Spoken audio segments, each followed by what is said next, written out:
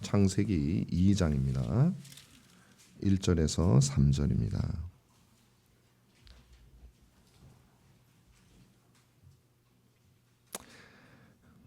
하나님의 생명의 말씀을 봉독하겠습니다.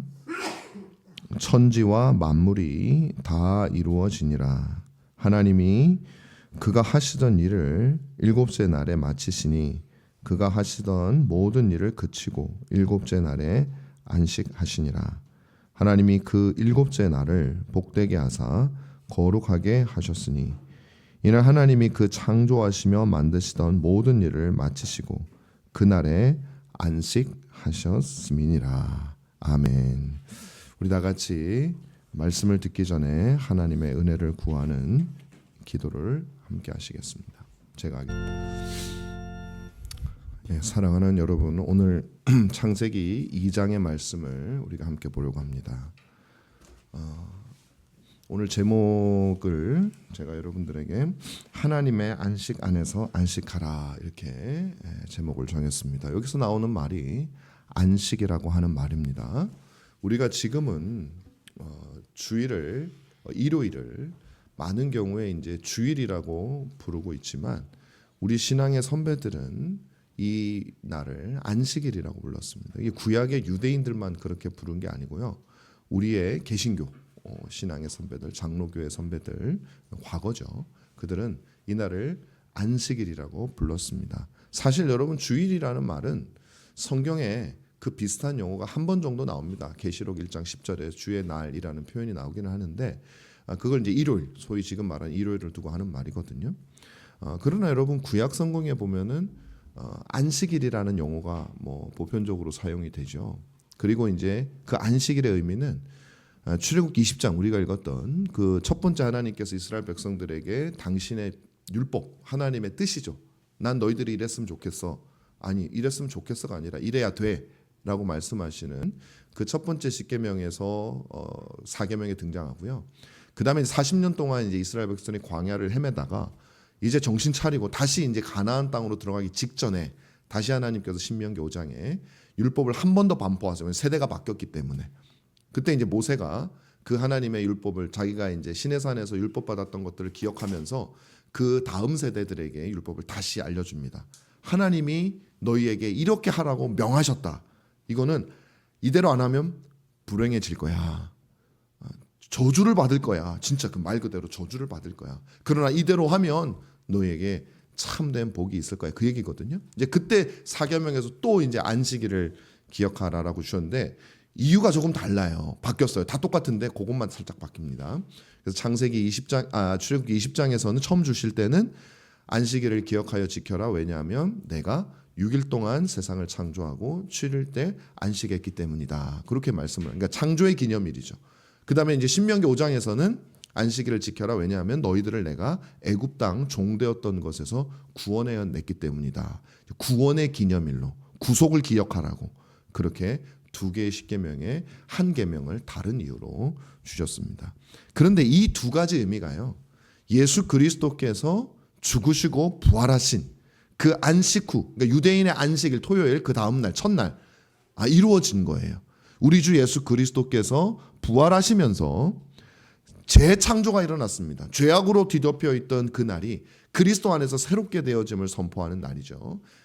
그리고 또 하나는 뭐냐면 그게 이제 구원이죠. 우리의 구원주로서 구속주로서 그리스도께서 우리의 죄를 대신하는, 그리고 부활을 통해서 우리의 죄가 그분 안에서 사해졌음을 선포하는 이 두 가지가 그리스도께서 안식 후 첫날 부활하신 그 날에 이루어졌기 때문에 우리의 이제 사도들은 유대인들이었거든요. 늘 안식일 날 모였었어요. 근데 예수님이 부활하시고 난 다음에 그들은 주일날 모이기 시작합니다. 그리고 그들을 따라서 많은 초대교회 성도들이 소위 우리가 말하는 일요일 요 날 모였어요. 그러니까 이 날의 의미는 구약의 안식일과 단절된 게 아니에요.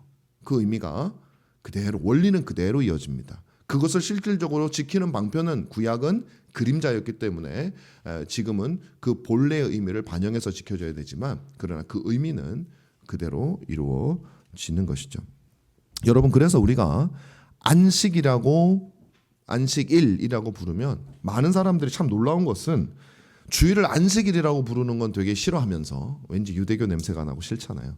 구약 냄새가 나고 그러면서 또 그날 안식해야 된다는 건 또 알아요. 근데 안식일이라고 부르는 건 또 싫어해. 주일이라고 하죠. 근데 또 주일이라고 해서 또 주님대로 하시는 것도 아니에요. 주님의 날이라고 하면서 또 나의 날처럼 보내요. 참 우리가 그냥 내 습관이 제일 중요해요. 뭐라고 이름을 붙이건 말고 일관성이 없는 경우가 참 많습니다. 자, 어쨌든 근데 그날이 안식일이죠. 안식일. 그죠? 그래서 쉬어야 된다고 생각을 하는데 여러분 저는 모르겠어요. 이제 목사가 되고 나서는 너무 많은 시간이 지나가지고 뭐 당연히 주일날 못 쉬죠. 제일 어떻게 보면 제일 바쁜 날인데 어떻게 보면 인간적으로 보면. 근데 제가 청년 때도 참 이상한 게 있었어요. 주일은 쉬어야 되는데 그래서 목사님이 다 뭐 가게도 쉬고 뭐도 쉬고 다 쉬라고 하시는데 당장 다 쉬어야 되는 그날 청년들 여러분 아마 그런 경험 많이 해요. 우리 교회 다니는 분들은 뭐 그렇지는 않을 텐데 청년 시절에 주일이 제일 힘들었어요.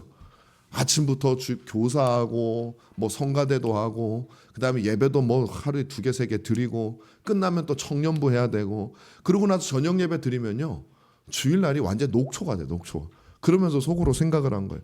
이래가지고 이게 주일날 안식을 해야 되는데 재충전을 해야 되는데 저는 그 재충전의 의미가 육신적인 상당히 세상적인 의미로 받아들였었던 것 같아요. 쉬는 건 줄 알았어요. 그래야 되는 게 불평이 많았어요. 근데 제가 좀 쉬어본 적이 있어요. 주일날 몇 번 있는데 그때가 그냥 목사가 되고 난 다음에 혹은 이제 제가 이제 신학교 가고 난 다음에 거의 못 쉬었지만 주일은 근데 언제 쉬었냐면 사역을 안 할 때는 좀 쉬어봤습니다. 그래서 어떻게 쉬었냐? 제가 이제 그 한국에 와서도 목회를 이제 한 5년 동안 하다가 이제 사임을 하고 좀 쉬는 시간이 있었어요. 그때 집에서 예배를 드립니다. 주일인데 토요일인데도 교회도 안 가고 뭣도 안 하고 이제 가족끼리 예배를 드릴 때요 그때는. 그래서 혼자 말씀을 준비한 다음에 가족끼리 앉아서 예배를 드리고 나면 그렇게 뭐 그 설교도 오래 하지 않았어요. 예배가 길면 뭐 1시간이죠. 그리고 끝나면 그냥 계속 쉬는 시간이에요. 뭐 주일학교도 없고 뭐 청년부도 없고 뭣도 없고 하니까 그냥 계속 쉬었어요. 그 주일날 엄청 쉬었거든요. 그런데 쉬었더니 영적으로 막 힘이 생기고 내가 청년 때 그렇게 기대했던 주일날 쉬어야 돼. 근데 쉬었더니 더 힘이 없고요. 더 무기력해지고 영적으로는 또 말할 것도 없고 뭐 육신적으로는 좀 나았겠죠. 그 다음 날부터 또 해야 될 일이 있으면 또 뭐 주일날 쉬는 게 필요한데 아니더라고요. 영적으로는 이게 그냥 아무것도 안 하는 게 좋은 게 아니더라고요. 근데 여러분 또 가만히 생각해 보면요. 많은 사람들이 주일날 쉬어야 돼. 교회를 너무 많이 하면 안 돼. 안식해야 돼. 근데 여러분 안식해야 돼 하면서 그냥 쉽니까? 진짜 말 그대로 이 쉰다는 말의 의미가 아무것도 안 하는 거예요? 아니에요. 보통은 쉰다고 얘기하면서 자기 하고 싶은 거 하는 거예요. 아무것도 안 하는 게 아니라니까요. 하나님 일하는 거는 뭐 좋아서 하는 분들도 많이 있지만 우리가 투덜투덜 될 때는 그거 말고 내일을 쉬어야 돼라는 말의 의미가 하나님 일을 안 하고 내가 하고 싶은 일을 한다는 거예요. 그래서 여러분 안식일날 쉬어야 된다라고 성경적으로 막 주장하는 사람들도 사실 안 쉽니다. 안 쉬고요. 자기 일을 하는 거예요. 그게 뭐 게임이 됐던 아니면 책 읽는 게 됐던 아니면 운동이 됐던 뭐가 됐든 자기 하고 싶은 걸 합니다. 주일날 쉬는 사람 없어요. 쉰다라는 개념을 우리는 잘못 인식하고 있는 거예요. 하나님을 섬기는 거를 일한다고 생각하는 거예요. 성경은 반대로 말하는데 그게 쉬는 거라고 얘기하는데 그게 안식이라고 얘기하는데 어쩌다가 우리가 그렇게 돼버렸어요. 여러분 여기서 여러분 안식이라고 한다라는 것은 일을 하느냐 안 하느냐 이런 문제가 아니에요. 여러분 오늘 우리가 안식에 대한 의미를 조금 살펴보려고 해요. 하나님께서는요 6일 동안 창조 사역을 다 마쳤어요. 그러면 모든 창조가 다 끝난 걸까요? 모든 하나님의 사역이 다 끝난 걸까요? 그렇지가 않아요. 일단 우리가 눈여겨볼 구절이 있습니다. 2절 말씀, 오늘 읽었던 2절 말씀을 한번 보실까요? 다 같이 2절 말씀을 한번 읽어보겠습니다. 시작. 하나님이 그가 하시던 일을 일곱째 날에 마치시니 그가 하시던 모든 일을 그치고 일곱째 날에 안식하시니라. 여기서 재미있는 표현이 있습니다. 하나님이 하시던 일은 창조하시던 거잖아요. 창조하시던 일이 마쳐진 날이 일곱째 날입니까? 그러니까 마치신 행동을 한 날이 일곱째 날일까요? 여섯째 날일까요?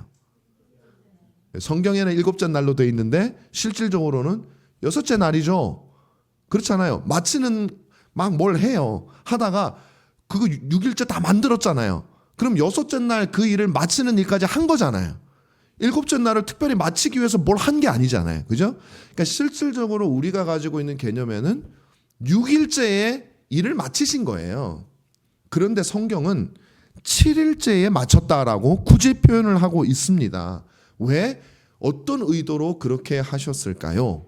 그게 이제 궁금증입니다. 아까 말했지만 그냥 만약에 하나님이 안식을 하신다. 7일째 안식했다 그러잖아요. 이 안식을 했다라는 게 정말 아무것도 안 하는 것을 말한다면 6일째 하셨다라고 하면 제일 좋아요. 7일째 아무것도 안 한 게 되니까. 성경의 의도는 그 반대인 거예요. 하나님이 7일째 안식하셨는데 이게 아무것도 안 한 게 아니다라는 겁니다. 하나님이 굳이 마치는 걸 6일째 마쳤다고 말씀하시지 않고 7일째 마쳤다고 말하는 거는 뭐냐면 7일이라고 하는 그날 마치는 것도 일종의 일이에요. 이해가 안 되죠? 그런데 그 의도를 연속 말씀하시는 거예요. 주님은 7일째도 일하셨다라는 말씀을 하시고자 하시기 위해서 7일째 뭔가를 하신 것처럼 말하는 거예요. 마치시니라는 말을 한 거죠. 그것과 바로 이어지는 무언가가 있는 겁니다. 그게 바로 2절에 이제 그 제가 앞에 읽었던 하나님이 그가 하시던 일을 7째 날에 마치시더니라는 그 말에 이어서 나오는 게 뭐냐면 그가 하시던 모든 일을 반복되죠. 한 번 더 말하는 거예요. 그치시고 끝난 게 아니라 7째 날에 안식을 하셨어요. 7째 날에 마치고 7째 날에 안식을 하셨어요.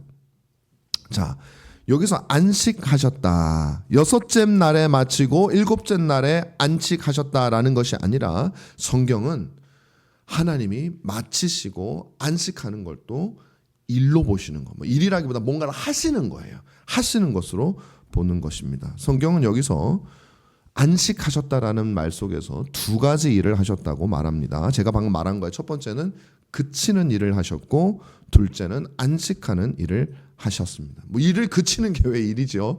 이해가 안 되죠. 안식이 또 어떻게 일입니까? 이것도 이해가 안 됩니다. 그런데 3절은요. 안식하셨다라는 말을 조금 더 구체적으로 표현을 하고 있습니다. 뭐라고 말합니까? 우리 3절 한번 읽어보십시다. 준비 시작. 하나님이 그 7째 날을 복되게 하사 거룩하게 하셨으니 이는 하나님이 그 창조하시며 만드시던 모든 일을 마치시고 그날에 안식하셨음이니라. 3일째 그러니까 7일째 3절에서 뭐라고 얘기합니까? 그날에 뭐 하셨어요? 하나님이 그 7째 날을 복되게 하는 일을 하셨다라는 거예요. 하신 거예요, 보니까. 그런데 여기 보면 이는 하나님이 그 창조하시며 만드시던 모든 일을 마치시고 그날에 안식하셨음이니라 할 때 여기서 이는이라는 말이 키포인트예요. 되게 재밌는 겁니다. 이게 영어로 하면 왜냐하면 because란 말이에요. 하나님이 3절에 7째 날을 복되게 하고 거룩하게 하셨는데 왜냐하면 하나님이 그날의 모든 것을 마치고 쉬셨기 때문이다. 하나님이 쉬셨기 때문에 마치고 쉬시는 일을 하셨기 때문에 그날이 복되고 거룩한 날이 되었다라는 거예요. 이 두 가지가 인과관계가 있다라는 겁니다. 희한하죠. 하나님이 쉬신 게 하나님이 안식하신 게 하나님이 그날 거룩하게 하고 그날을 복되게 하는 다시 역으로 말하면 그날이 거룩하게 되고 그날이 복되어지는 원인이 바로 거기에 쉬는 거에 있었다라는 얘기예요. 하나님이 안식하신 거에. 여러분 무슨 말을 하고자 하는 걸까요? 안식일이 무엇이길래 그 안식의 결과 그 쉬움의 결과 그날이 복을 받고 거룩하게 된 것일까요? 여러분 이 날을 우리가 복되다라고 말을 할 때는 어떤 의미의 복이 되냐면 이런 겁니다. 나머지 6일째는 전부 다 하나씩 만들어가는 거예요. 주님 보시기에 좋았지만 여전히 미완성 상태예요. 나머지 모든 날은 바로 이 7일째를 바라보면서 존재하는 것입니다. 미완성 상태, 7일은 완성의 상태잖아요. 다시 말하면 하나님은 첫째 날도 기쁘셨고 둘째 날도 기쁘셨지만 그 기쁨의 완성은 언제 있냐면은 7일날 하나님이 그 모든 것을 누리시고 보시고 온몸으로 만끽하시는 그것을 향해서 기쁨이 존재하는 거예요. 그래서 다른 모든 날과 마지막 7일은 달라요. 왜? 미완성 상태와 완성 상태. 여러분 거룩의 의미가 무엇입니까? 본질적인 의미는 하나님께 속함으로 다른 모든 것들과 구별되어지는 것이잖아요.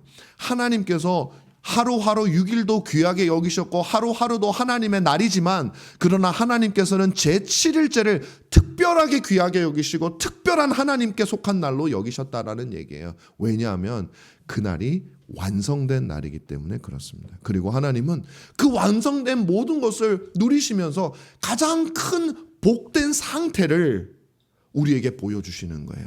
만드는 과정도 중요하지만 그 모든 것이 완성되어져서 그 하나님이 누리고 있는 모습을 한번 생각해 보세요. 그게 복된 모습입니다. 복된 모습. 하나님이 그전까지는 불행하시다가 그날 행복해졌다라는 얘기가 아니에요. 그 상태가 복된 상태라는 거예요. 그래서 하나님께서는 7일을 거룩하게 하시고 그것 모든 것을 누리는 그날을 복된 날이라고 말씀을 하신 겁니다. 그러므로 복되고 거룩하다라는 말의 의미가 이 말 속에서 분명하게 드러나요. 성경이 말하는 복된 인생, 성경이 말하는 복된 사람, 복된 날, 복된 장소, 복된 인생이나 사람이나 같은 말이지만 복된 사람, 이 말, 그리고 거룩한 날, 거룩한 사람, 거룩한 장소, 거룩한 인생, 이 말, 이 모든 것이 도대체 무엇을 의미하느냐? 우리가 지금 가지고 있는 것과 같으냐? 다르다라는 거예요. 뭐예요?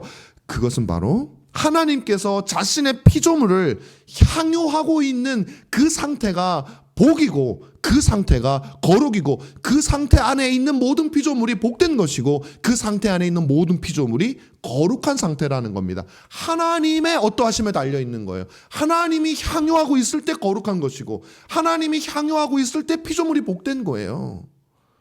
근데 우리는 그것과 상관없죠. 내가 어떻게 느끼느냐에 따라서 나는 복된 인생이고 내가 어떻게 느끼느냐에 따라서 내가 거룩하거나 아니면 저 사람이 거룩하거나 모든 기준이 나의 느낌이에요. 나의 인식이에요. 우리 인생에 복된 거, 세상에서 복된 사람이 누구야? 나는 왜 이렇게 복돼? 나는 왜 이렇게 불행해? 이 모든 것도 마찬가지예요. 내 느낌에 든단 말이에요. 그런데 오늘 본문은 그게 아니라는 거예요. 하나님께서 그 속에서 안식을 누리실 때 그때 하나님이 복된 건 당연하고 그 안식의 대상이 되는 우리들도 복되고 거룩한 존재가 된다라는 겁니다. 이것이 진정한 복이고 진정한 거룩이다. 여러분 창세기 처음에 이 말을 하는 거예요. 성경을 처음 펼치면서 우리에게 복이 뭐냐라는 걸 알려주는 거예요. 여러분 시편 1편에 나오는 게 뭡니까? 복 있는 사람은 얘기하잖아요. 시편이요 성경 66권 전체의 요약입니다. 그래서 시편 1편은요 성경에서 우리에게 말해주고자 하는 핵심 메시지를 담고 있어요. 그게 뭐예요? 복 있는 사람이 누구냐라는 거예요. 창세기도 창조와 더불어서 주님은 우리에게 알려주는 거예요. 복 있는 사람이 누구냐? 바로 이 창조주를 가까이 하는 사람, 이 창조주가 안식하는 그 상태에 있는 사람. 그래서 시편 1편도 복 있는 사람은 하나님의 말씀을 주야로 묵상하는 사람이에요. 그 말씀대로 행하는 사람이다. 똑같아요. 그래서 시편이 귀한 거예요, 여러분. 시편 찬송을 괜히 부르는 게 아니라 거기에는 성경의 진리가 다 들어가 있어요. 어쨌든 여러분 진정한 복은 바로 그것입니다. 내 중심적으로 내가 느끼는 게 아니라 복과 거룩은 하나님이 그 피조물을 향유하고 있는 상태를 말하는 거예요. 하나님이 그 피조물을 향유하고, 왜냐하면 그 일곱째 날에 완성되었기 때문에, 완성되었으니까 온전히 향유할 수가 있게 되는 것이죠. 이건 마치 그거하고 같아요. 좋은 도자기를 팔고 싶어하는, 팔 수도 있고요. 자기 집에 도자기를 두고 싶어하는 도자기 공이 있다고 장인이 있다고 생각해 보세요. 그 사람이 진흙을 구하고 진흙으로 빚고 이 모든 순간이 다 기쁘죠. 그러나 이 사람이 이 도자기를 만드는 모든 과정은 무엇을 위함이에요? 물론 팔려는 목적이라면 팔 때이겠지만 그 팔 때도요 도자기에서 가마에서 구워진 것을 탁 나왔을 때 그 모든 영롱한 빛깔을 보면서 거기에서 만족을 누리고, 더 그 사람의 목적이 만약에 파는 거라면은 그것으로 말미암아 돈이 들어왔을 때 만족을 누리게 되는 거죠. 그런데 만약에 그것을 내 집에 두기 위해서 만약에 만든다고 생각하면 그것도 마찬가지예요. 어느 모든 것을 만들고 그것이 완성된 상태에서 내가 두고 싶은 내 방 서재 어딘가에 그것을 두었을 때 그것이 모든 것과 배치되어 이루는 완전한 조화감, 우리는 그것을 뭐 하기 위해서? 인조이하기 위해서, 향유하기 위해서, 누리기 위해서 만드는 거지. 그죠? 그 중간 과정을 위해서 만드는 것은 아니다라는 겁니다. 그래서 하나님이 언제 가장 복되고 우리에게 복을 주시느냐?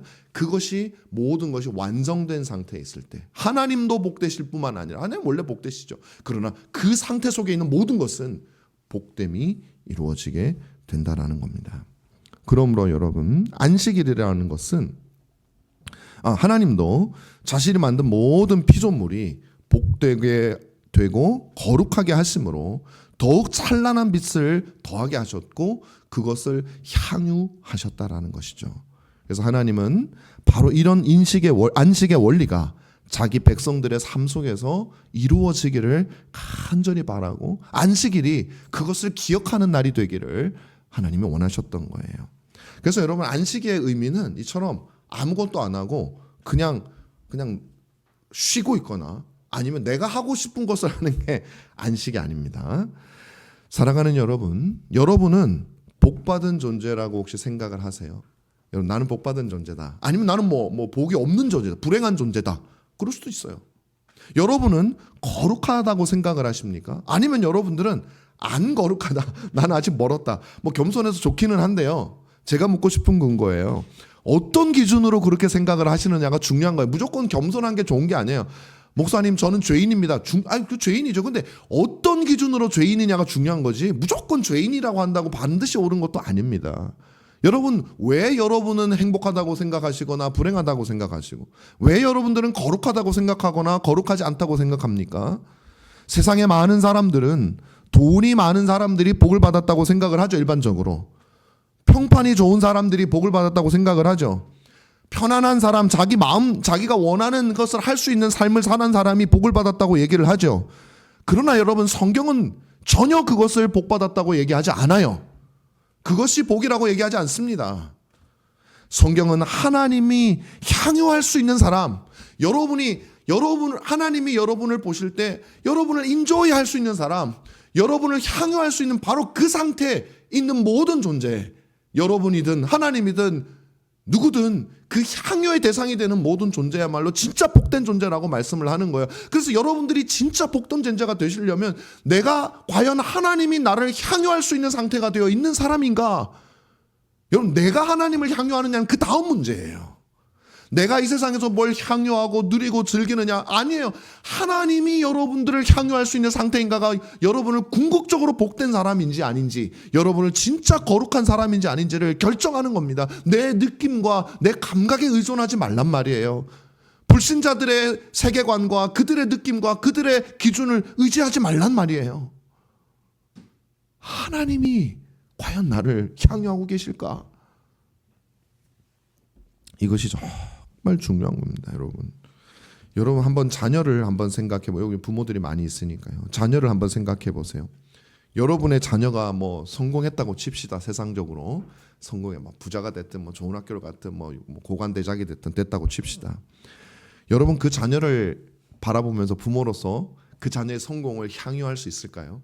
당연하죠. 그러려고 지금 다들 열심히 자녀들을 위해서 살아가고 있는 거 아닙니까? 내 자녀가 잘 되는 모습을 보면서 우리는 그걸 인조이 하는 거예요. 그렇잖아요. 향유하는 겁니다. 그의 성공을. 자, 그런데 여러분, 그때 우리는 이런 생각을 하죠. 내가 이 아이를 키우기 위해서 어떤 고생을 했는데, 내가 어떤 수고를 했는데, 내가 이렇게 했는데, 야, 이제 이것이 빛을 보는구나. 그러면서 향유를 하는 거예요. 그런데 만약에 여러분 생각해 보세요. 그 아이가 여러분들의 수고와 여러분들의 고생을 전혀 인정하지 않는다고 한번 생각해 보세요. 아니, 기억조차 하지 않는다고 생각해 보세요. 아니, 그 아이가 여러분이 기른 아이가 아니라 어떻게 하다가 불행하지만 어릴 적에 헤어져가지고 지가 알아서 성공했다고 생각해 보세요. 물론 부모로서 어느 정도 그것을 향유할 수는 있겠지만 그 아이가 여러분에게 전혀 감사하지도 않고 여러분의 공로를 인정하지도 않고 경험하지도 않고 알지도 못한다면 그 향유는 굉장히 줄어들게 될 거예요. 무조건 향유할 수 있는 게 아니에요. 그 아이가 나를 어떻게 생각하느냐. 그리고 실질적으로 내 아이가 이렇게 위대하고 훌륭한 사람이 되는데 나의 수고와 노력과 눈물과 피와 땀이 어떤 역할을 했느냐에 따라서 우리가 향유의 정도가 결정되는 거지. 그냥 성공했다고 되는 게 아니란 말이죠. 우리가 그냥 하나님의 자녀라고 하나님이 그냥 우리를 향유할 수 있는 게 아니라는 거예요. 우리가 거부한다면, 우리가 하나님을 아버지로 인정하지 않는다면 그 자녀를 하나님이 어떻게 향유하겠습니까? 아버지로 인정도 하지 않는 그 자녀를. 반대로 그 아이가 비록 세상적으로 성공하지 못했어도 성장한 모습을 보니 여러분이 정말 원했던 그 뜻과 의도가 아이에게 잘 반영되어져 있다고 생각해 보세요. 그 아이의 모든 요소에 여러분의 흔적이 묻어 있다고 생각해 보세요. 정직하라 했더니 아이가 정직하게 자랐어요. 성실하라 했더니 성실하게 자랐어요. 머리는 아주 천재는 아니어서 전국에서 1등, 2등 그렇게 서울대학교 가고 하버드 대학교 가고 그렇게는 못했을지라도 성실하라 했더니 성실해요. 정직하라 할 때 정직해요. 이웃을 도와줘라 할 때 이웃을 도와줘요. 사람을 사랑하라 그럴 땐 사랑해요. 그런 아이로 자랐다고 생각해 보십시오. 그것이 여러분들의 가르침의 덕분이라고 생각해 보십시오. 여러분들은 그 자녀를 충분히 향유할 수 있는 거야. 그 자녀의 성인됨과 그 자녀의 소위 말하면 영적으로 하나님 보시기에 성공한 그 모습을 우리는 누릴 수가 있게 되는 것이죠. 왜? 여러분들의 흔적들이 그들에게 남아있기 때문이에요. 그들이 여러분을 의지했기 때문이에요. 자녀들이 자랄 때마다 엄마에게 와서 아빠에게 와서 아빠 어떻게 해야 돼? 이렇게 해야 돼. 어떻게 해야 돼? 이렇게 해야 돼. 그것을 물었고 부모는 가르쳐줬고 그렇게 이 아이가 아름답게 자랐어요. 그런데 그 부모가 참으로 온전하고 참으로 인격적이고 참으로 완전한 부모라고 생각해 보십시오. 그 자녀가 얼마나 완전하게 성장했겠습니까? 바로 우리 하나님이 완전하신 하나님이므로 그 하나님께 묻고 그 하나님을 의지하고 그 하나님의 은혜를 가지고 그 하나님이 원하시는 대로 성장한 자녀들을 하나님은 누리시는 거예요. 대통령이 아니어도 유명한 대학교를 안 나와도 부자가 아니어도 하나님은 하나님을 사랑했던 그리고 하나님 때문에 이루어졌던 그 자녀를 향유하게 된다 이 말이에요. 하나님의 자녀잖아요. 하나님의 형상이 그 안에 있잖아요. 하나님의 어떠하심이 그 자녀의 모습 속에 나타나 있잖아요. 그 자녀는 때마다 시마다 하나님 제가 어떻게 살아야 됩니까? 제가 이렇게 죄악의 유혹이 오는데 어떻게 해야 됩니까? 하나님 세상 사람들은 나를 불행하다고 하는데 저는 어떻게 해야 됩니까? 늘 하나님께 물었고 그 하나님과 대화하면서 나의 세상의 가치관을 만들어갔고 아름다움과 추함의 기준도 다 바뀌었어요. 하나님께 물으면서 바뀌었다고 생각해 보십시오. 하나님이 그 자녀가 얼마나 아름답겠어요. 향유하는 거예요. 그 자녀의 아름다움을 보고 그 속에 있는 당신의 모습을 보고 하나님은 온전히 그 자녀를 향유하게 되는 거예요. 그 자녀가 복되고 그 자녀가 거룩한 자녀라. 반대로 성공했어요. 유명해졌어요. 그런데 하나님을 몰라요. 하나님의 원리를 따라 살지 않아요. 자기가 잘나서 한 줄 알아요. 세상의 가르침을 쫓아서 살았어요. 하나님은 그 자녀를 보고 어떻게 기뻐할 수가 있겠어요? 당신의 모습이 안 나타나요. 물질주의에 찌들어 있고 성공주의에 찌들어 있고 세상의 죄악된 기준에 찌들어 있는 그 모습을 보면서 어떻게 하나님이 그 자녀를 향유할 수 있겠어요? 여러분 혹시 우리도 행복과 불행과 거룩과 거룩하지 않음을 이렇게 생각하면서 여러분들이 나는 행복해 혹은 나는 불행해 나는 괜찮아 나는 괜찮지 않아 라고 혹시 생각하고 있는 건 아니냐 말이에요. 여러분 복된 사람 거룩한 사람은 하나님이 향유할 수 있는 사람이어야 돼요. 하나님이 안식할 수 있는 사람이어야 돼요. 그 안에서 안식할 수 있는 사람이어야 돼요. 그게 진짜 복된 사람입니다.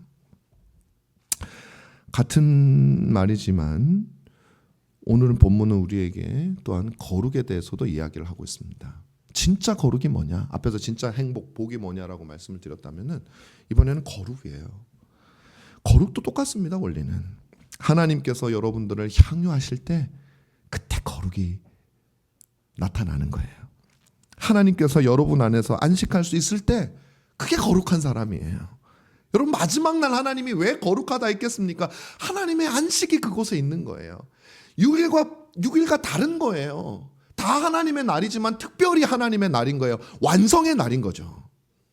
여러분 거룩하다라는 것은 근본적으로 누구에게 속했느냐의 문제입니다.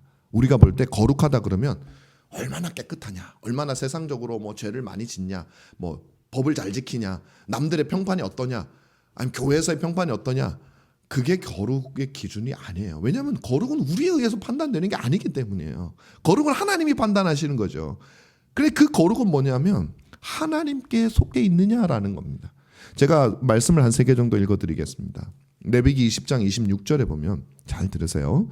너희는 내게 거룩할지어다 이는 나 여호와가 거룩하고 내가 또 너희를 만민 중에서 구별하여 내게 속하게 하였음이라.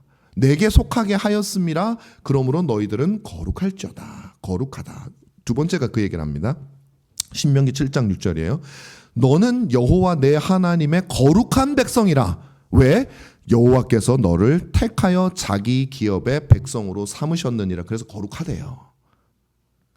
출애굽기 19장 5절 6절에서 너희가 내 말을 듣고 내 언약을 지키면 너희는 모든 민족 중에서 내 소유가 되겠고 나의 소유가 되겠고 하나님의 것이 되는 거예요. 너희가 거룩한 나라가 되리라. 하나님의 소유된 거, 그게 거룩입니다. 그래서 하나님께서요, 출애굽기 보시면은 제사의 용품들을 막 이렇게 뭐 똑같은 삽이라도요, 제사에 사용되는 삽에는 기름을 붓게 했어요. 그러면 그건 거룩한 거예요. 제사장도요, 똑같은 유대인들이라도 왜 제사장들에게 기름을 붓냐면 그 사람들이 태생이 뭐 더 깨끗하고 뭐 체질이 깨끗하고가 아니라 똑같은 유대인들이에요. 그럼에도 불구하고 그들에게 기름을 부음으로 너희들은 다른 11지파의 다른 백성들이 자기 생계를 위해서 6일 동안 일하고 뭐 먹고 살고 하다가 이제 안식일을 지키는 것과는 달리 너희들은 온전히 나에게 속한 일을 하라. 그래서 레위인들은 나에게 속하였나니 그렇게 얘기를 해요. 성막에 속한 일, 제사에 속한 일, 그렇게 하는 거죠. 하나님께 속한 자들이 거룩한데 오늘 본문을 보면 또 그들에게 그러므로 너희는 거룩하여 져라라고 또 얘기를 해요. 이 두 가지 측면이 동시에 존재한단 말이에요. 거룩에는. 오늘 여러분들에게 성경이 우리에게 말하는 거룩, 뭐 우리가 신학적인 용어로 성화라고도 하지만 이 거룩에 두 가지 측면이 있다는 걸 말씀을 드리려고 그래요. 첫 번째는 이미 성취된 거룩입니다. 하나님께 속하면서 여러분들은 이미 거룩해졌어요. 두 번째는 점진적으로 더 거룩해져 가는 의미에서의 거룩이 있어요. 이미 성취된 거룩은 하나님의 백성이 되는 순간 이루어졌지만 그러나 하나님은 또 우리에게 거룩하라라고 말씀을 하세요. 점점 더 하나님의 말씀에 순종하며 우리의 삶 속에서 그 하나님의 구별된 백성의 모습이 드러나는 현상을 거룩해지는 과정이라고 얘기합니다. 점점 더 거룩해지는 두 가지가 있어요. 하나는 선포적으로 거룩해졌고 나에게 속았으니까 너는 거룩한 백성이라. 두 번째는 나의 거룩한 백성이 되었으니 실질적으로 거룩하여라 라고 두 가지의 측면에 거룩이 있습니다. 오늘 본문에 나타나는 7일째의 거룩은 뭘까요? 두 가지가 완벽하게 조화를 이루고 있는 것이죠. 바로 안식이라고 하는 말에 포함된 의미입니다. 모든 날이 하나님의 날이었지만 일곱째 날은 다른 날과는 달리 완성되어지는 과정이었던 것과는 달리 7일째는 완전히 완성되어져서 하나님이 모든 것을 향유하는 안식하는 그런 완전성이 있는 하나님의 날이에요. 하나님께 특별히 속한 날이었어요. 그래서 선포적으로 그날은 거룩한 날이었습니다. 그러나 실질적으로도 그날은 모든 것이 하나님께서 만든 모든 것이 조화를 이루며 한치의 오차도 없이 돌아가는 날이었기 때문에 실질적으로도 거룩한 날이었습니다. 이 두 가지 측면이 7일째에 완벽하게 조화를 이루게 되는 겁니다. 사랑하는 여러분, 우리의 거룩도 정확하게 동일합니다. 우리가 거룩해지는 방법은 내가 어떤 규칙을 얼마나 잘 지키고 내가 얼마나 남들이 보기에 도덕적이고 쟤는 저 정도밖에 못하는데 나는 이렇게나 많이 할 수 있어. 그렇게 할 수 있는 위치에 있기 때문에 거룩해지는 것이 아니에요. 우리의 거룩은 우리가 일곱째 날이 되는 겁니다. 하나님이 안식을 누릴 수 있는 존재가 되는 겁니다. 하나님이 여러분 안에서 여러분을 향유할 수 있는 존재가 되는 겁니다. 그게 거룩이에요. 그러면 여러분, 첫 번째 여러분들은 하나님께 속해야 됩니다. 불신자들과 달라야 돼요. 기본적으로 속함이 다른 거예요. 기름 부음을 받아야 돼요. 그 부삽이 아니면 어떤 성전 기물이 그 성분이 다른 게 아니에요. 그냥 구별이 되어진 겁니다. 여러분, 우리도 불신자들과 똑같이 생겼고 똑같아요. 그죠? 사람이잖아요. 그러나 우리는 하나님께 속한 선포적인 의미에서 거룩한 사람이 되어야 돼요. 여러분, 이를 위해서는 우리에게 뭐가 필요합니까? 우리에게 중생이 필요합니다. 중생. 거듭남이 필요해요. 교회 다니는 게 아니에요. 예수 믿는 부모를 두는 게 아니에요. 자기 아버지가 목사면 좀 그런 거 없습니다, 여러분. 여러분들이 중생해야 돼요. 여러분들이 거듭난 사람이어야 돼요. 여러분들이 중생의 결과 나의 죄를 깨닫고 하나님께로 회개하고 돌아서는 회심이 여러분 안에서 일어나야 돼요. 그래야 하나님이 선포적으로 너는 내 것이다 라고 주님이 말씀하시는 거예요. 아니, 주님은 자기의 백성에게 중생을 주시는 거예요. 여러분들이 해야 될 일은 뭐냐면, 하나님 나에게 중생의 은혜를 베풀어 주시옵소서. 이미 중생하셨다는 확신을 가지고 계신 분은 하나님 나에게 중생의 은혜를 주신 것을 감사합니다 하면 돼요. 그러나 확신하지 못하는 분은 하나님께 구해야 돼요. 왜? 우리는 불신자들과 구별되는 첫 번째가 하나님이 우리의 심령을 당신의 거룩한 씨앗으로 바꾸는 역사거든요. 그때 하나님은 우리를 거룩하다라고 말씀을 하세요. 왜? 우리의 모든 것이 거룩해졌기 때문이 아니에요. 이미 하나님의 것이 우리 안에 들어와 있고, 새로운 생명의 원리가 들어와 있고, 새로운 본성이 들어왔기 때문에 하나님은 우리를 자기 백성으로 보는 거예요. 그래서 선포적으로 너희는 거룩해진 거예요. 우리는 이미. 그러려면 중생이 필요해요. 중생이 없이는 안 됩니다. 아, 내가 교회에서 이렇게 봉사도 많이 해. 교회 연수가 몇십 년이고. 아니요, 그건 아무것도 아니에요. 십자가의 강도는 평생을 예수님을 몰랐어도 죽기 직전에 예수님께 참된 신앙, 그 주님께서 그 강도가 여러분 구별되잖아요.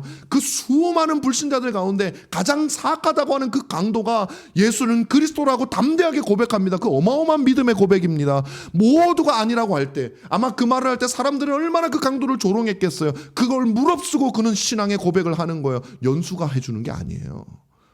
성령이 그 안에 중생의 역사를 일으켰기 때문에 그 고백이 나오게 되는 겁니다.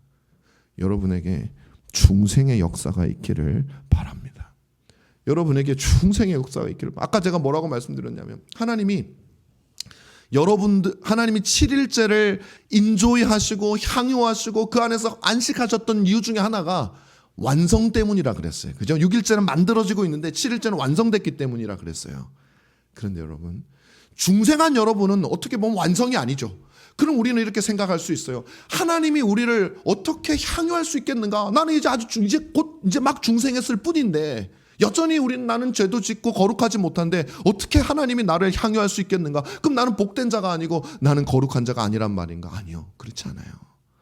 여러분, 하나님은 어떤 하나님이라고 제가 말씀드렸죠? 하나님의 속성을 얘기하면서 하나님은 영원하신 하나님이라고 그랬잖아요. 영원하신 하나님은 우리처럼 시간의 흐름에 따라 여러분의 완성을 보시는 게 아니에요. 그분은 창세전에 그리스도 안에서 여러분을 보셨고, 그리고 예정하셨고, 그리고 지금 이 순간에도 여러분 속에 그 새 생명의 본성을 넣어준 이유는 이미 여러분의 완성을 동시에 하나님은 보고 계시기 때문에 자기 백성들 안에서 하나님은 안식을 누릴 수 있는 거예요. 그래서 여러분, 내가 거룩하지 않지만, 완전히 거룩하게, 실질적으로 거룩해지지 않아요. 여전히 죄를 지을지라도 여러분, 하나님은 여러분 안에서 안식을 할 수 있습니다. 단 여러분들이 진짜 중생하셨다면, 진짜 내 안에 신적인 본성이 있음을 확신한다면, 그리고 하나님이 정말 넣어주셨다면, 그것이 여러분에게 회심으로 드러났다면, 여러분 두려워하지 마십시오. 어떤 고난을 당하더라도, 어떤 일이 있더라도 복된 분이에요. 하나님은 여러분을 누리고 계신다고요. 그 고난의 순간에 여러분들이 어떻게 씨름하는 그 모습을 하나님은 기뻐하고 즐거워하며 그것을 동시에 여러분에게 복됨으로 만들어가고 계시는 분이란 말이에요. 둘째로, 우리는 중생해야 되지만 둘째로는 우리는 실제로 점점 거룩해, 이 성화라고 표현할 수가 있죠. 우리 하나님이 우리 안에서 거룩함을 누리기 위해서는, 우리가 거룩해지기 위해서는 하나님이 누려야 되는데, 그러면 거룩해져야 됩니다. 하나님께서 일곱째 날에 안식하고 향유할 수 있었던 이유는 무엇이냐면, 모든 것이 하나님의 뜻대로 되었기 때문이죠. 모든 것이 하나님의 뜻에 순종했기 때문입니다. 아담도 하와도 순종했어요. 여러분, 레위기 아까 읽었던 20장 26절에 이렇게 말하죠. 너희는 내게 거룩할지어다. 이는 나 여호와가 거룩하고 내가 또 너희를 만민 중에서 구별하여 내게 속하게 하였습니다. 내게 속하게 함으로 신명기 말씀에 따라서 거룩하여졌지만 동시에 뭐라고 말하냐면, 너는 나에게 거룩할지어다. 내가 너를 선택했기 때문에, 내가 너를 거룩하게 만들었기 때문에 너는 앞으로 거룩해져라라고 또 얘기를 하고 있단 말이죠. 여러분, 하나님이 여러분들을 또 온전히 누리시기 위해서는 여러분들이 점점 거룩한 사람이 되어져 가야 됩니다. 실질적으로 거룩해져 가야 한다는 사실이죠. 하나님은 역으로 말하면 여러분들 안에 있는 중생의 씨앗을 주신 여러분들은 여러분들이 점점 거룩할 것을 내다보시고 그 중생의 씨앗을 주신 거예요. 새 생명의 본성을 주신 거예요. 그러면 여러분들은 필연적으로 거룩한 사람으로 애쓰는 모습으로 드러납니다. 거룩해지는 모습으로 드러나기 이전에 아까 말씀드렸지만 죄와 싸우는 모습으로 나타나기 시작해요. 그 자체가 거룩한 거예요, 여러분.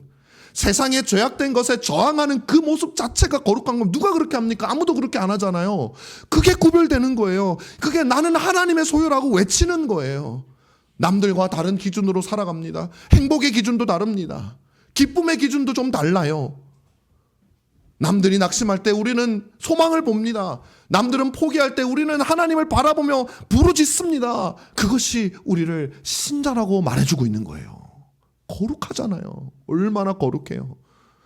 남들은 부정한 것을 통해서 목표에 도달하려고 할 때 우리는 좀 늦게 가더라도 바른 길을 가기 위해서 애씁니다. 그러다가 나도 유혹을 받아서 그 길로 좀 가고 나면 남들은 뻔뻔하게 그냥 가지만 우리는 하나님께 회개합니다. 그리고 돌이킵니다. 얼마나 구별됩니까? 얼마나 거룩합니까?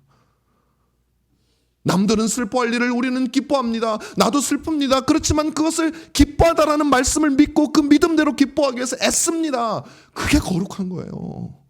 그게 구별된 거예요. 그게 세상 사람들이 우리를 보고 깜짝 놀라는 거예요. 야, 저기 뭐가 있구나. 근데 여러분, 만약에 그게 아니면요, 세상 사람들이 우리에게 놀라지 않아요. 아무리 교회로 많이 와도 놀라는 게 아니에요. 야, 쟤네들이 즐거워하는 게 우리가 즐거워하는 거랑 똑같네. 근데 여기보다 저게 더 재밌는 게, 그럼 교회가 커져요. 그건 거룩이 아니에요. 세상보다 더 세상 같은 거예요. 좀 나은 버전의 세상이죠. 우리는 그런 의미에서 달라야 되는 겁니다.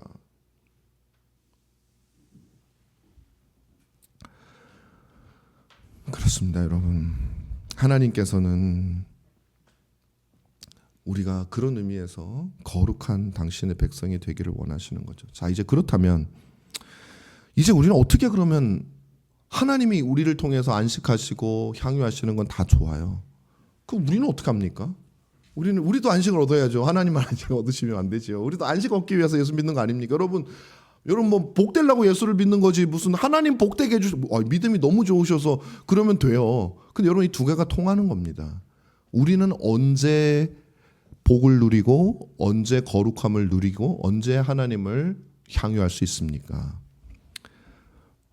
우리의 안식은 무엇입니까? 바로 우리의 안식은 하나님 그분 자체를 향유할 때, 그때 우리에게 안식이 주어지게 되는 겁니다. 이걸 맛본 분들은 그게 무슨 말인지 알아요. 근데 그게 무슨 말인지, 하나님을 향유하는 게 뭔지 몰라서, 나는 하나님 안에서의 안식이 뭔지 잘 몰랐어요. 어떤 경우는 여러분 교회 안에서 누리는 안식이 하나님을 향유하는 거라고 생각을 해요. 교회 안에 설치되어져 있는 여러 프로그램들, 교회 안에 있는 여러 시설들, 야 우리 교회와 우리에게는 스크린이 그냥 500인치 스크린이야, 이 앞에 모든 것이 스크린이야, 얼마나 아름답고 멋지고 우리 교회 밴드는 얼마나 멋진지 몰라. 여러분 이것이 하나님을 향유하는 건가요? 그럴 수도 있고 아닐 수도 있는 거예요. 교회에 있는 시설을 누린다고 해서 그건 하나님을 향유하는 게 아니에요.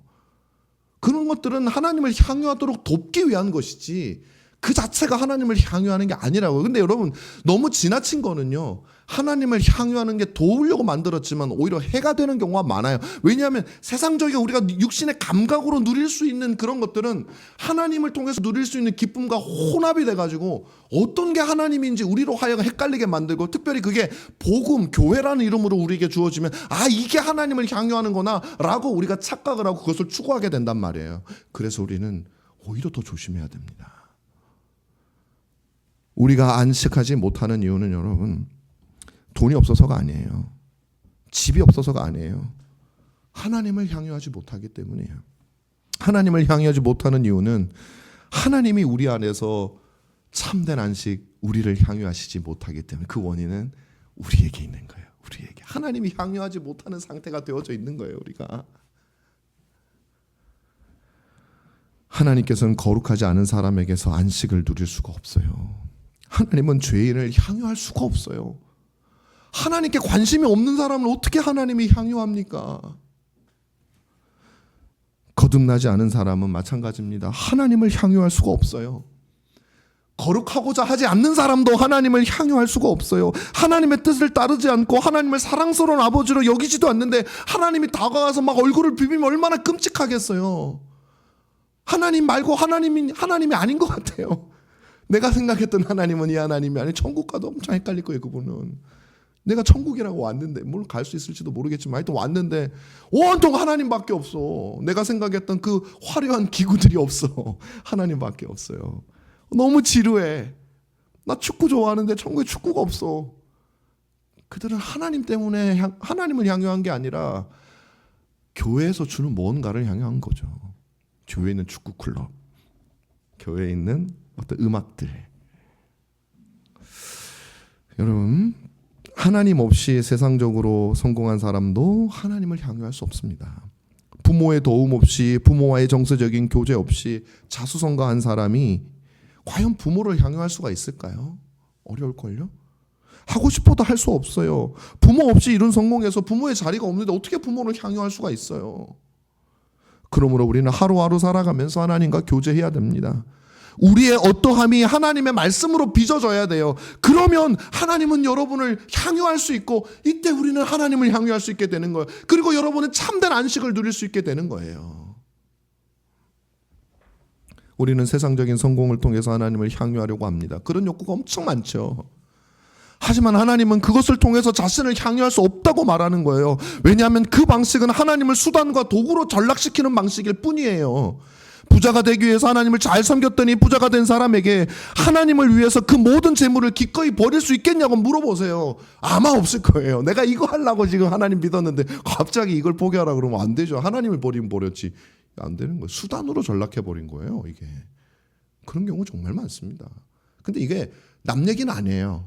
한때 아니었던, 나는 그런 적이 없습니다 했던 사람도 살다 보면 나 어느 순간 그렇게, 그래서 자기 점검이 필요한 거예요, 신자는. 그래서 목사가 필요한 거예요. 그 생각하시라고. 그죠? 여러분, 하나님을 향유하는 방법은 두 가지뿐입니다.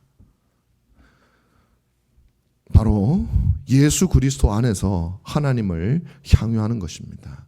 현재 그렇게 향유하는 것이고, 또한 그 그리스도 안에서 주어진 하나님의 약속을 바라보며 하나님을 향유하는 거예요. 말씀을 맺는 거예요. 세상적인 어려움과 고난 속에서 우리는 진정으로 하나님을 향유할 수 있습니다. 돈이 많고 성공하는 것 속에서는 그것이 하나님을 향유하는 것이 아니라 돈을 향유하는 것이라고 말씀을 드렸어요. 하나님을 목적으로 향유하는 것이 아니라 수단으로 향유한 거라고 했어요. 하나님을 목적으로 안식하는 것이 아니라 하나님을 수단으로 안식하는 거라 그랬어요. 그러므로 진정으로 하나님을 향유하고 그분 안에서 안식하는 것은 그리 아니하실지라도의 신앙이 우리 안에 있을 때 가능한 겁니다. 하나님으로 말미암아 빚어져 와야 돼요. 평소에 어느 순간 일어나는 건 아니에요. 특별한 역사가 없는 한. 여러분, 다니엘과 세 친구들은 하나님을 향유했던 사람입니다. 어떻게 향유했는지 보세요. 왕이시여, 우리가 왕의 신상에 절을 하지 않는다고 우리를 풀무불 속에 던지시면 하나님이 우리를 구하실 것입니다. 하지만 그리 아니하실지라도 저희는 하나님의 신상에, 왕의 신상에 절하지 않겠습니다. 그들은 하나님을 누리고 있는 거예요. 풀무불 속에서도 하나님을 누릴 준비가 되어 있었어요. 그랬더니 어떤 일이 일어났어요? 상징적이지만 그 세 친구들이 풀무불에 던져졌을 때 네 사람이 그곳에 있었어요. 우리는 그 한 사람, 천사와 같은 사람을 성자 예수 그리스도로 많은 신학자들이 해석합니다. 그들은 그 풀무불의 고난 속에서 그리스도를 향유하고 있었던 거예요. 그들이 살아났기 때문에 향유했다라는 게 아니에요. 그들은 그리 아니하실지라도 향유할 수 있었어요. 여러분, 우리도 동일합니다. 우리가 하나님을 향유한다는 것은 그분을 통해서 얻는 세상에 눈에 보이는 어떤 것들을 향유하는 건 아니에요. 그걸 향유하는 거예요. 하나님을 향유하는 게 아니에요. 하나님을 향유할 수 있는 길은 그리 아니하실지라도 오직 고난 속에서만 하나님을 향유할 수 있어요. 가장 선명하게 하나님을 향유할 수 있는 곳이 고난 속에서입니다. 풀무불 속에서입니다. 그 외의 곳에서는 내가 하나님을 향유하는 내 기쁨이 돈 때문에 주는 기쁨인지 하나님 때문에 우리는 몰라요. 여러분, 수많은 신자들의 일생과 그들의 글들을 읽어보세요. 그들이 하나님을 가장 선명하게 보았을 때는 내 소원이 이루어졌을 때가 아니에요. 그들이 흘리는 기쁨의 눈물이 하나님 때문이 아니라 많은 경우는 세상의 성공 때문일 수 있는 거예요. 그러나 고난 속에서 그들이 하나님을 봤을 때 기쁨의 눈물을 흘릴 때 그것은 오로지 하나님 때문에, 그분의 약속 때문에, 그 그리스도 우리를 위해서 죽으신 그리스도 때문에, 그 그리스도와 더불어 주어진 약속 때문에 가능한 거예요. 그게 완벽하게 하나님을 향유하는 것입니다. 왜 가능하다고요? 그리스도를 보았기 때문이에요. 신자는 그리스도 안에서 여러분 우리는 죄사함을 봅니다. 그리스도 안에서 우리는 의인이 되었다는 사실을 우리는 봅니다. 그리스도 안에서 우리는 하나님의 자녀가 되었습니다. 이제 더 이상 우리는 죄와 율법의 지배를 받지 않는 것을 그리스도 안에서 봅니다. 우리를 다스리는 것은 하나님의 은혜의 법이라는 사실을 알게 됩니다. 그래서 우리가 비록 죄짓더라도 사망의 그 죄와 사망의 법이, 율법이 우리를 다스리지 못합니다. 하나님의 긍휼과 자비의 법이 우리를 다스린다는 사실을 알게 됩니다. 우리에게 영생이 주어져 있다는 사실을 그리스도 안에서 봅니다. 우리는 영원히 그리스도와 함께 왕노릇하게 되실 것이라는 사실도 우리는 보게 됩니다. 우리 주 예수 그리스도 그 아름다우신 분의 신부가 되어서 날마다 가장 완전하신 신랑이신 그리스도를 보고 누리고 즐기게 될 것입니다. 영원토록 그렇게 하게 될 것입니다. 우리가 살아가는 이 세상은 덧없는 세상이라는 것을 보게 됩니다.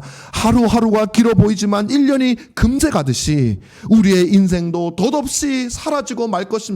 언젠가 우리에게는 인생의 황혼이 오게 될 것이고, 그때 우리는 동시에 고백하게 될 겁니다. 인생은 정말 짧다라고 고백할 겁니다. 만약에 그때 그리스도 안에서 영광을 보고 젊어서부터 그날을 소망했던 사람들은 이제 나에게 다가오는 죽음이 두렵지 않을 거예요. 그러나 그 인생을 그리스도의 소망에 두지 않고 세상의 영광에 두었을 때에는 그 모든 것이 살아있더라도 바스라져가는 내 몸을 보면서 자신의 인생을 눈물 흘리며 후회하게 될 것입니다. 그날이 반드시 올 것이에요. 그러므로 그리스도 예수 안에 있는 우리에게는 결코 정죄함이 없습니다. 하나님의 안식이 되는 사람, 진정으로 복을 받은 사람, 진정으로 거룩해진 사람은 결코 정죄함이 없기 때문에 그런 거죠. 여러분, 이 사실이 우리에게 하나님을 누리게 해주는 거예요. 이 사실을 믿을 때 하나님이 우리를 향유할 수 있게 되는 거예요. 이 그리스도 안에서 하나님의 향유와 우리의 향유가, 하나님의 안식과 우리의 안식이 만나게 되는 거예요. 그것이 바로 일곱째 날의 의미입니다. 우리는 기다립니다. 이 불과 같은 인생이 사라지고 나면 하나님께서 우리와 함께 영원히 거하실 그 복된 날을 기다립니다. 누구만? 하나님을 향유했었던 사람만, 그리 아니하실지라도의 믿음을 가지고 살았던 사람만, 고난 가운데서도 이 하나님의 약속을 바라보며 그 고난의 눈물의 골짜기를 힘겹게 믿음으로 지나왔던, 하나님을 이 땅에서 안식하고 향유했던 사람만이 영원히 우리에게 주어질 그날을 소망하며 우리가 마지막 눈을 감을 때 자녀들에게, 제가 늘 소망하는 자녀들에게, 나는 이제 하나님이 주신 영원한 나라로 들어가니 나를 위해 울지 말라. 나는 너희들이 내가 걸어갔던 그 길을, 그 삶을 살기를 진정으로 바란다. 얘들아, 사랑하는 얘들아, 그리스도 안에 너희의 영혼을 두라. 그리고 하나님을 향유하라. 이렇게 얘기하고, 여러분 우리 마지막에 눈을 감는 날이 있었으면 얼마나 좋을까요? 오직 이 땅에서 하나님 안에서 안식을 누려본 사람, 그 하나님을 향유해 본 사람만이 언젠가 반드시 누구에게도 이해 없이 찾아올 그날 그 말을 할 수 있을 겁니다. 그리고 그 사람에게 하나님은 그 사람을 향유하고 계시는 거예요. 대소요리 문답 1문은 우리에게 말합니다. 인간의 가장 제일 되는 목적이 무엇이냐고 묻습니다. 그 정답은 하나님을 영화롭게 하고 그 하나님을 우리가 영원토록 향유하는 것, 인조이하는 것, 그것이 곧 하나님이 우리를 향유하는 그 길이라는 사실을 깨닫고, 여러분 우리가 주일날마다 그 생각을 하십시다. 완성된 날, 하나님이 향유하시는 그 창조의 절정, 완성이 됐던 그 날을 우리도 같이 바라보고 우리가 그 제7일이 되었으면 좋겠습니다. 그리고 언젠가 그 제7일이 영원한 그 나라에 내가 가기를 원합니다. 기도하도록 하겠습니다.